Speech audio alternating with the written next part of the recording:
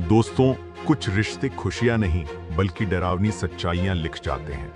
आज हम आपको लेकर चलेंगे ग्रेटर नोएडा के सरसा गांव, जहां लालच, झूठ और हैवानियत ने मिलकर एक मासूम मां को दहेज की आग में जला दिया। ये सिर्फ हत्या नहीं थी, ये वो काली कहानी है जहां इंसानियत हार गई और लालच जीत गया। और सबसे दर्दनाक बात, इस पूरे खौफनाक सच की गवाह बनी एक मासूम बच्चे की मासूम आंखें। ये कहानी है निक्की हत्याकांड की, एक ऐसी दास्तान जो हमें ये सोचने पर मजबूर कर देती है कि क्या हमारे समाज में दहेज की आग सचमुच कभी बुझेगी।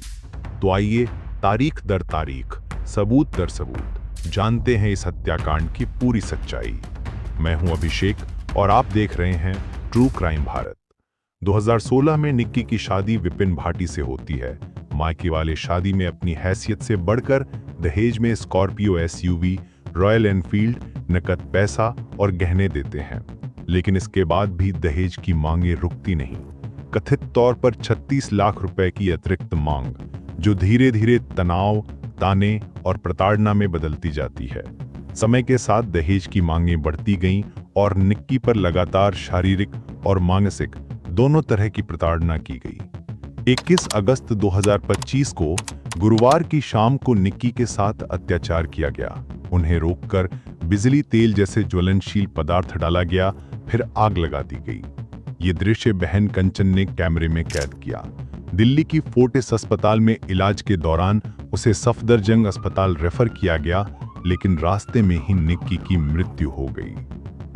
अपनी पत्नी की हत्या के लिए गिरफ्तारी से कुछ घंटे पहले 26 वर्षीय आरोपी विपिन ने देर रात इंस्टाग्राम स्टोरी पोस्ट की, जो एक वीडियो के बावजूद उसकी मौत को आत्महत्या के रूप में फ्रेम करने के लिए दिखाई दिया। इंस्टाग्राम स्टोरी में विपिन ने कहा कि दुनिया उन्हें हत्यारा कह रही है क्योंकि उन्होंने उन्हें छोड़ दिया था। इस पोस्ट को शनिवार रात 1 बजे शेयर किया गया था।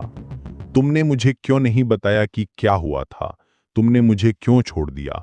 तुमने ऐसा क्यों किया? दुनिया मुझे हत्यारा कह रही है निक्की।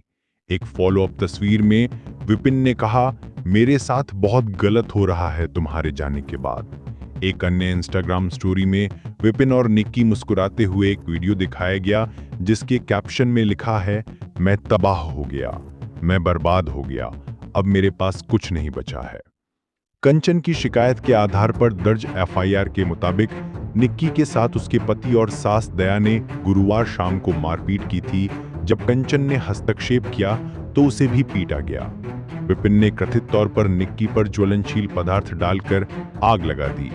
कंचन द्वारा रिकॉर्ड किए गए चौंकाने वाले दृश्यों में विपिन को निक्की के साथ मारपीट करते हुए दिखाया गया है। उसने कहा कि विपिन और रोहित अक्सर देर रात तक बाहर रहते थे और अपनी पत्नियों के फोन नहीं उठाते थे। अगर हम उनसे पूछते कि वे कहाँ थे तो वे हंगामा कर देते। वे अन्य महिलाओं के साथ समय बिताते थे और जब हमने उनका सामना किया तो वे हमें पीट देते। हमारी रातें रोते रोते बीती, अब कुछ नहीं बचा। मेरी बहन चली गई, वह मुझसे लगभग 2-3 साल छोटी थी, लेकिन लोगों को लगता था कि हम जुड़वा हैं। उसने कहा कि हम बहनें एक मेकअप स्टूडियो चलाती थीं, लेकिन ससुराल वालों को ये पसंद नहीं था। वे हमारी सारी कमाई ले लेते थे, इस पर हमें पीटा जाता था। अगर मैंने ये वीडियो नहीं बनाया होता तो कोई नहीं जानता कि मेरी बहन कैसे मरी। मैंने उसे पानी डाला, उसे बचाने की कोशिश की, लेकिन बीच में ही बेहोश हो गई। निक्की का 6 वर्षीय बेटा इस हत्याकांड का सीधा साक्षी था। उसने बताया, उन्होंने मम्मी पर कुछ डाला, फिर थप्पड़ मारा, फिर लाइटर से आग लगा दी।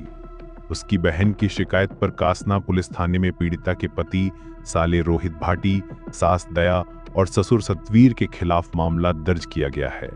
उसके पति को गिरफ्तार कर लिया गया है, जबकि पुलिस अन्य आरोपियों की तलाश कर रही है। कासना थाना परिसर के बाहर का माहौल बेहद व्यावहारिक और आक्रोशित था। बड़ी संख्या में लोग सड़क पर उतर आए थे। हर किसी की आंखों में गुस्सा और दर्द साफ झलक रहा था। उनके हाथों में पोस्टर थे, जिन पर बड़े बड़े अक्षरों में लिखा था, निक्की के लिए न्याय। लोग नारे लगाते हुए प्रशासन से सख्त कार्रवाई की मांग कर रहे थे। भीड़ का हर स्वर एक ही बात कह रहा था कि इस दर्दनाक घटना का इंसाफ मिलना ही चाहिए। 24 अगस्त की दोपहर विपिन ने पुलिस हिरासत से भागने की कोशिश की। वरिष्ठ पुलिस अधिकारी सुधीर कुमार ने मीडिया को बताया, आज हम आरोपी विपिन को उसके घर लेकर गए थे।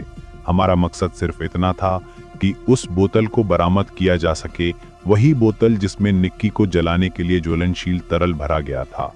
लेकिन अचानक सब कुछ बदल गया।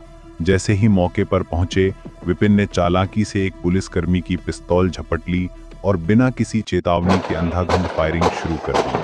वातावरण गोलियों की गूंज से कांप उठा। पुलिस ने जवाबी कार्रवाई की और मुठभेड़ के दौरान विपिन के टांग में गोली लग गई। एनडीटीवी को दिए गए एक साक्षात्कार में निक्की के पिता भिखारी सिंह पायला का दर्द साफ झलक रहा था। उनकी आवाज कांप रही थी, लेकिन गुस्सा और बेबसी साफ झलक रही थी। उन्होंने कहा, मैं चाहता हूं कि उन हत्यारों को गोली मार दी जाए। मेरी बेटी ने अकेले मेहनत करके अपने बेटे को पाला, पार्लर चलाकर घर का खर्चा उठाया, लेकिन इन लोगों ने उसे तंग किया, प्रताड़ित किया और आखिरकार पूरे परिवार ने साजिश रचकर मेरी बच्ची की जान ले ली। इन्हें जीने का कोई हक नहीं है। इनके घर तक को जमींदोज कर देना चाहिए।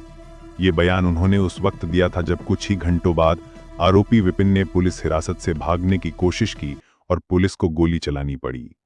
ये कहानी सिर्फ एक हत्या की दास्तां नहीं है, ये उस सिस्टम का काला चेहरा है जो आज भी दहेज जैसी बुराई से मासूम बेटियों को बचाने में नाकाम है। निक्की की मौत हमें फिर से झकझोरती है, याद दिलाती है कि इंसाफ सिर्फ कानून से नहीं मिलता, उसके लिए हमारी संवेदनाओं और हमारी आवाज की भी जरूरत है।